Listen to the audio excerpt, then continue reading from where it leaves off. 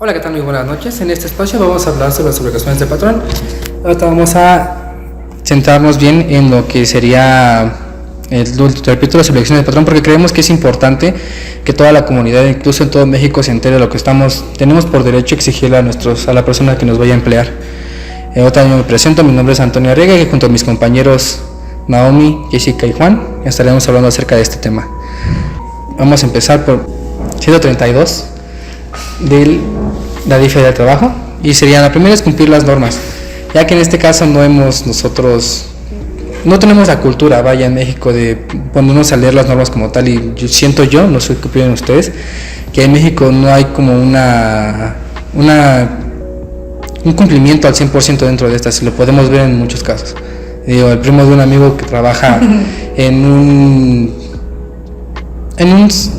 lugar, muchas veces ni siquiera le dijeron a qué estaba expuesto, qué peligros podía enfrentarse en su horario laboral, y lo cual y realmente incumple la norma 035, que fue la que vimos recientemente nosotros en clase, de CTPS, y no sé si tengan algo que agregar aquí, o que tengan alguna duda. No, ninguna duda. No, ninguna. Tal vez hizo falta que conectaras eso con la fracción 25 acerca de las inspecciones de la STPS. Justo, ¿no? Que es donde habla que el gobierno tiene que mandar a un inspector para que estemos verificando que cumplamos las normas al 100% o lo más cercano posible, ¿no? Sí, justamente sí, también podemos llegarla con esa, y qué bueno que lo mencionas, ya que aquí en México, que justo no estamos comentando eso ahorita de las inspecciones, y bueno, es que cabe resaltar que aquí en México empezaron desde 1931 y no duró más 4 años después, 1934, disculpen, 3 años, cuando se crea el primer reglamento de inspecciones laborales en México. Y realmente sí es como importante empezar a hilarlos, ¿no? Empezar a conocerlos realmente, porque muchas veces nosotros al leer la norma no entendemos, y quién mejor que explicarlo ya mejor de manera un poco más, con un lenguaje más urbano, si podemos decirlo así, coloquial, porque no todos tenemos la misma preparación. Nosotros estamos estudiando ingeniería y por eso logramos entenderlo, pero si le vamos y presentamos esto a una persona que sea un albañil, que sea una persona de limpieza, se lo ponemos y le damos el reglamento, no dudo mucho que lo vaya a entender, y no es por dudar de las capacidades de cualquier persona. Pues yo discrepo un poco, porque siento que los conceptos que están en la Constitución, los artículos del 132 al 134, son muy fehacientes, muy directos, no tienen un lenguaje muy amplio, un lenguaje de ingeniería o matemático. Sin embargo, es bien sabido que las personas no están orientadas correctamente en estos asuntos, y si bien muchas personas que no tienen estudios como tal lo van a entender, sí puede haber palabras que no entiendan. Sin embargo, no creo que sea completamente necesario tener unos estudios elevados para hablar de materia laboral y de tus derechos. No, pero justamente es lo que se ha comentado, como contaba al inicio, no tenemos toda en México la cultura de mínimo como para ponernos a leer, o muchas veces las personas que trabajan en intendencia o si estudian aquí hasta la secundaria, muchas veces con la primaria están trabajando y sufren de muchos abusos porque no conocemos realmente lo que estamos haciendo ahorita. Le hace falta difusión. Y claramente lo vemos desde el salario mínimo, que es la fracción que le sigue, la fracción número 2.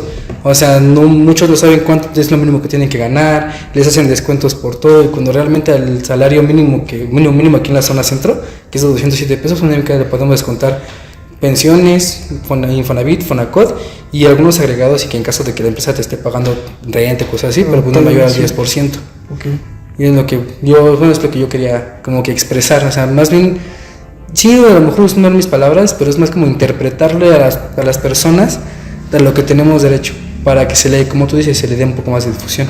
Bueno, y como tú comentabas que también estaban los descuentos del Infonavit y todo eso, también entran el descuento del SAT, pero ¿cómo vamos a saber cuánto es lo que nos tiene que descontar el SAT? Bueno, mira, no es como tal que el SAT intervenga directamente con el derecho laboral. O sea, sí es una obligación de toda persona pagar sus impuestos, por supuesto, tanto de los obreros como de los trabajadores. Todos tenemos obligaciones con el SAT. Sin embargo, no es directamente no es el enfoque que estamos dando, pues. O sea, estamos hablando más de lo que tú me preguntas, es las deducciones que te pueden hacer, que es por ley, que te digo, me mencionas lo del SAT, Por ejemplo, te puedo decir que el ISR es del 30%. Y si es una obligación tú pagarlo, y me parece que sí se le puede descontar, pero ahora estamos hablando más enfocados en tanto a derecho laboral, no obligaciones financieras o obligaciones económicas para nosotros con el Estado. Sí. Es del patrón, de la persona para la que estás trabajando hacia ti. A fin de cuentas, eso si bien tienes que hacer un cálculo para pagar tus impuestos en un futuro, una parte de eso, de tu cheque, ya va a ser automáticamente deducido. Tú no tienes que hacer esa cuenta, tu patrón tiene la obligación de quitarte, digamos que tu salario es de 50,000 pesos en tu oferta y tú vas a estar recibiendo cerca de 35,000 pesos entre descuentos, deducciones, impuestos. Lógicamente ahí también va a intervenir tu seguro médico y demás prestaciones como tu fondo de ahorro, que si tú aceptaste, o prestaciones superiores como la caja, que muchas empresas tienen su caja, que es como una tanda. Incluso también puede ser un fondo, pero bueno, ya en el fondo estamos hablando que realmente el dinero de los trabajadores puedes meter en inversiones y conlleva otro riesgo, pero te digo, hablarlo ya más de obligaciones financieras o de decisiones financieras y no tanto a derecho laboral. Aunque es mejor guardar los recursos en cuentas sin riesgo, como estrategias cambiarias o conservadoras. Y digo, si tú tienes alguna duda más que lo que se te pueda descontar de tu salario mínimo, puedes dirigirte hacia el artículo 90 o incluso si tú quieres tener una mejor orientación, nos vamos a ver más a fondo. Ahorita vamos a hablar únicamente sobre derecho laboral y ya más adelante hablaremos sobre quién te puede orientar, hacia dónde te puedes dirigir, que creo que en este caso es el centro, ¿no? ¿Habías comentado, Juan? Es el Centro Federal de Conciliación y Registro Laboral. Así es, pero lo ahondaremos un poco más en cuanto terminemos de hablar sobre las prohibiciones y obligaciones de los patrones, para que se vea una diferenciación. Ok, bueno, lo mencionas, permíteme redondear en un punto que tú me dijiste, que la ley del trabajo no tiene un lenguaje muy técnico. Pero ahora imagínate que hay personas que en este país no saben leer. Sí, así, y podemos dirigirnos nuevamente a la ley federal del trabajo, al 132. Es una obligación del realmente, y lo vemos en la octava fracción. La verdad es que es obligación de alfabetizar, e incluso nosotros que estamos en estudios ya técnicos, estudios superiores, también tienen la obligación de apoyarlos de cierta manera, que me parece que es por cada 1,000 trabajadores tienen la obligación de apoyar entre 1 y 10, no me acuerdo sinceramente, para que podamos superarnos, ¿no? Pues, y nos conviene a todos realmente esa obligación, porque tanto nosotros nos preparamos como la empresa puede llegar a tener un técnico, un ingeniero, una persona con estudios superiores más capacitada para poder laborar para laborar dentro de las instalaciones. O también, y esto, digo que todo está bastante relacionado, porque también nos podemos apoyar desde esta de que nos ayuden a nosotros, y nos podemos ir hasta el 15, que es para empezar a dar seguridad de trabajo y operar las fábricas y todo lo que tengamos que hacer en base a los reglamentos, leyes, y eso únicamente sabiendo si ellos lo instalaron bien, es que nosotros estemos preparados.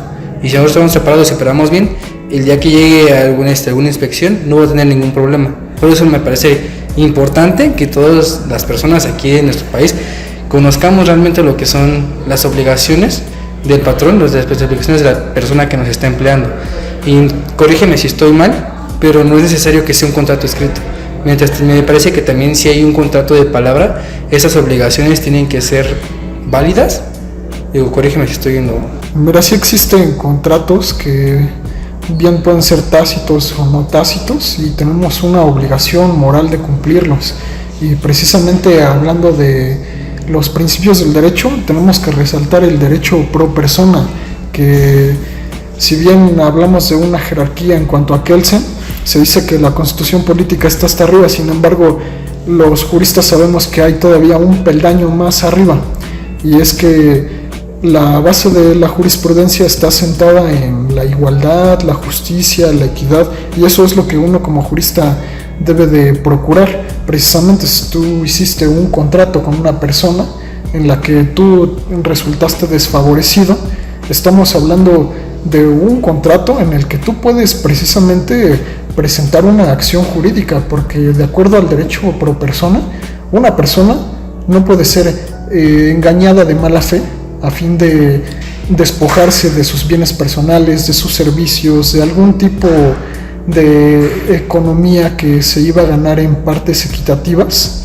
Me refiero a que el hecho de que una persona de mala fe haga actos contra tu persona viola el derecho pro persona, los principios del derecho, los principios de igualdad. No te pueden privar de tus derechos sin importar que sea un contrato tácito o no tácito.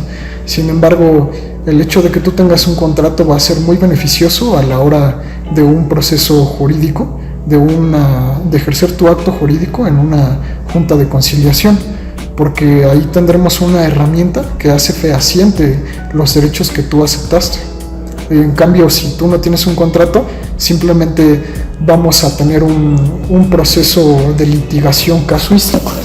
El proceso de litigación casuístico nos va a hablar más que nada de aplicar, que el juez que aplique los principios y no que el juez aplique la ley. Pero sí es perfectamente válido, tienes razón. Ok, por ejemplo, ahorita que estamos ya hablando de esto, ya podemos, no sé, incluso hablar un poquito más de las prohibiciones, ¿no? De lo que nos está, o sea, ya abrimos muy a grosso modo, muy por encima de lo que podemos exigirle. Ahora, no sé si les parece correcto ver a lo que no puede hacer él sobre nosotros, y creo que la persona correcta que nos puede explicar sobre esto es mi compañera Naomi. No sé si puedas explicarnos un poco acerca del tema. Bueno, una de las cosas que, o sea, principalmente es como negarse a aceptar dinero a los trabajadores, hacer o autorizar colectas o suscripciones, presentarse en estado de ebriedad. Pero yo quisiera resaltar más o hacer más énfasis en el caso de que pidan como certificado o un documento en el que les pidan a las personas, bueno, a las mujeres que están embarazadas, una prueba en el que, o el simple hecho de que se tienen que dar de baja porque están embarazadas, o de que tienen hijos, o simplemente porque tienen hijos menores de edad. Cuidar, ¿no? Sí. Y también realizar actos de hostigamiento o acoso sexual contra la mujer, porque pues, bueno, de que ahora está pues muy sonado esto de este tema, saber que de alguna manera pues las empleadas deben de tener algún respaldo sobre el patrón. Sí, es que hoy en día esa paridad es muy muy importante, que se desnivele a favor de las mujeres, y eso se debe, por ejemplo, citamos a la Organización de las Naciones Unidas, quien dice que hay muchos países en los que no existe una equidad de género, y eso es muy cierto. En nuestro país no existe una equidad de género como tal, entonces ha habido un desbalance a que se respalde más a la mujer. Y precisamente hablando de eso hoy, es que se podría decir que ahí hay una equidad de género que está desnivelando la balanza. Precisamente por el hecho de que la balanza está desnivelada, es que a la mujer hoy en día se le da un papel preponderante en cuanto al fallo en un juicio a su favor, porque la Organización Mundial de las Naciones Unidas nos dice que si hay mucha discriminación o un favoritismo, un machismo de género, el que haya más derechos para las mujeres no significa que haya una desbalanza de los hombres, sino que es un intento de equilibrar la balanza. Sí, exacto. De poner más peso del otro lado. Y como lo que lo mencionas, incluso porque hablando nuevamente de las obligaciones del trabajo del patrón, no puede hablar de mal a un trabajador, incluso no puede haber violencia. Está en la fracción 6. No, únicamente cabe aclarar que el acoso es entre compañeros iguales, o sea, puede ser entre, no sé, dos personas del mismo puesto o un puesto más arriba y abajo. El hostigamiento es directamente sobre un subordinado, es decir, no doy ejemplo, yo soy tu jefe y te estoy molestando todo el día, que te apures y así de mala gana. Entonces es como donde entraría ese tipo de actos que no deben de estar dentro del ámbito laboral. Y ya también los malos tratos puede ser desde con mayor poder, o podemos ahondar mucho en ese tema. Sin embargo, no sé si tengas más que agregarnos en base a lo que no puede hacer el trabajador sobre nosotros. Bueno, sí tengo una, por decir, si el patrón no me da, tiene la obligación de que me dé mis horas de comida, o sea, por decir, pues sí, mi lapso para yo comer, Por decir, durante toda mi jornada yo entro por decir a las 2 y yo salgo a las 12 de la noche. ¿El patrón tiene una obligación para darme ese tiempo? Mira, en la Ley Federal del Trabajo no encontramos algo explícito acerca de que el patrón te tenga que dar una hora de comer, que sería lo más ideal, lo mejor para tener un grupo de trabajo que rinda o que tenga una producción más alta.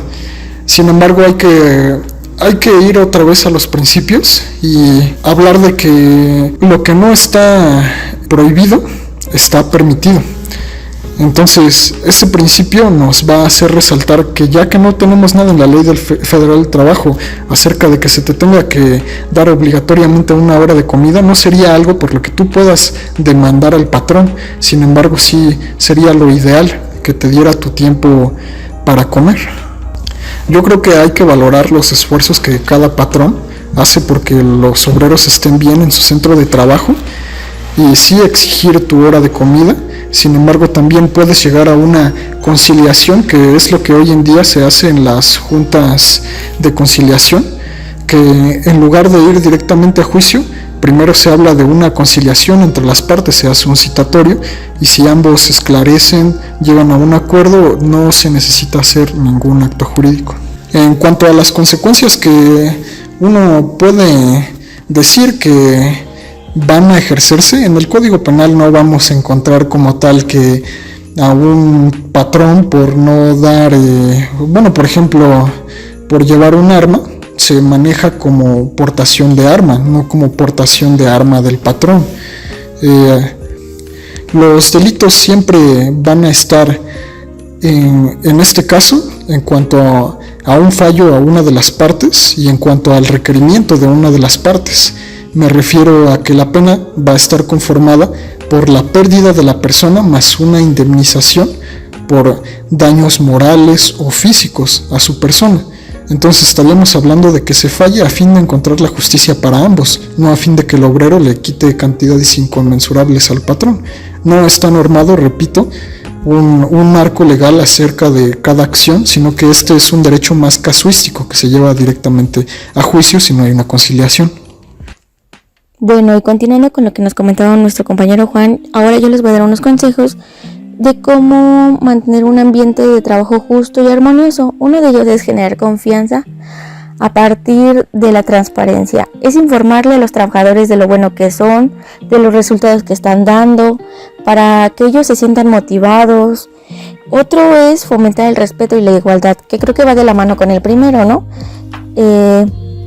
Es saber y comentarles que son una pieza importante en la empresa y para que ellos también tengan una motivación personal. Otro de ellos es impulsar las medidas saludables, medidas como proporcionar frutas en los almuerzos, fomentar las salidas deportivas, proporcionar de forma periódica reconocimientos que sirven igual para una vida sana y saludable de todos los trabajadores. Además de tener un ambiente limpio, agradable, proporcionarle un equipo de trabajo funcional, que también es muy positivo. En esta época, en el trabajo, hay algunos lugares donde no son óptimos, donde no tienen las herramientas y a veces es muy difícil pues obtener buenos resultados. Entonces, en esta parte, el tener buenas instalaciones y los equipos es muy esencial. El crear una comunicación interna es muy importante, ya que esto favorece a que se impulse la unión entre todos los empleados y sea muchísimo más fácil resolver todos los problemas que surjan dentro de ella. Y también existen el impulsar la competencia sana, ¿no? Un sistema de bonos que incrementen unos mejores resultados. Yo creo que esto aumenta la motivación laboral, porque existe una recompensa y esta puede ser un incentivo económico, más días de vacaciones. Y bueno, en conclusión, aunque no se profundizó en las 33 fracciones de la Ley Federal del Trabajo, se destaca la importancia de comprender este conocimiento en el ámbito laboral y es muy esencial para cualquier individuo que presente sus servicios y adquiera relevancia en nuestra formación como futuros profesionales. Esta comprensión nos brinda muchas mejores oportunidades laborales al discernir lo que es beneficioso para nosotros. Bueno, y además es fundamental para aquellos que buscan superar en el ámbito personal y sin importar el nivel académico, origen o etnia. Y bueno, el artículo 132 y los 109 artículos restantes de la Ley Federal del Trabajo siempre han buscado y seguirán buscando garantizar la equidad de género, la democracia laboral y la consolidación de los derechos de los trabajadores mexicanos. Y bueno, hasta aquí abarcaría nuestro tema y les agradecemos por habernos escuchado y hacemos una invitación a los oyentes para que compartan algunas preguntas o experiencias relacionadas con las obligaciones laborales. Gracias.